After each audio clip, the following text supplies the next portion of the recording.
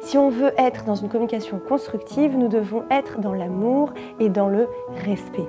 Mais comment on y arrive?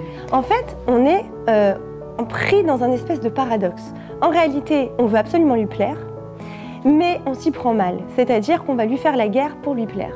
Et ça va évidemment avoir un effet inverse.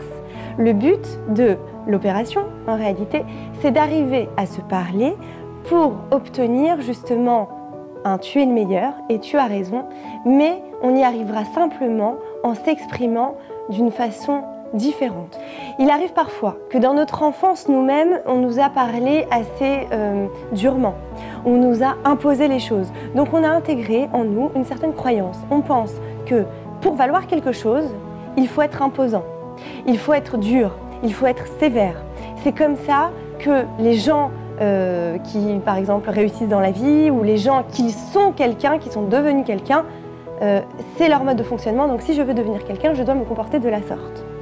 Évidemment, ce n'est pas de cette façon qu'on va obtenir quelque chose de positif dans notre relation. Donc là où on sème de l'amour, on va recevoir 3 fois plus d'amour.